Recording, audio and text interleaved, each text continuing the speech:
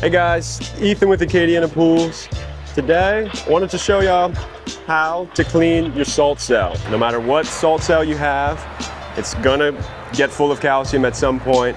You're gonna wanna make it part of your routine maintenance to take the salt cell completely off and clean it and try to get all that calcium or that scum to come out of it using muriatic acid. What you're gonna need, obviously your salt cell. You're gonna need a cell cleaning stand.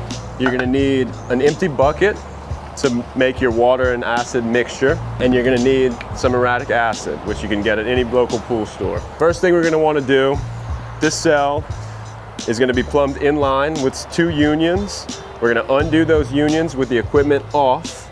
We're gonna remove the cell completely, and we're gonna go into the grass. So now that we're away from the cement, we're gonna take our salt cell, it doesn't matter which side, put this cell cleaning stand on the back of it. And you're gonna put it on tight. It has a gasket on it so it'll seal shut.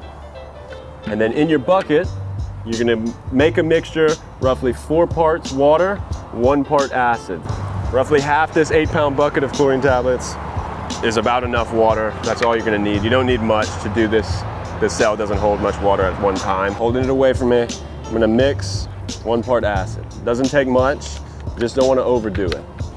And being very careful, I'm gonna pour this water directly into the cell. So my cell's full of water. You wanna make sure all of these metal plates are covered completely. If your cell is dirty, you can look inside and you'll be able to see a lot of white calcium in there. And when you pour that acid mixture in it, it's gonna start to bubble up. And what that is the acid itself is eating away all of that calcium that's kind of just made a home on those metal plates inside your cell. So we're gonna let this sit for about 5 minutes and we're gonna come back to it, empty it out, and put our cell back in. All right, so our timer went off. Come to our cell. It looks like it got a lot cleaner. I'm gonna pour the rest of the mixture back into the bucket. I'm gonna check inside my cell. As you can see, super clean.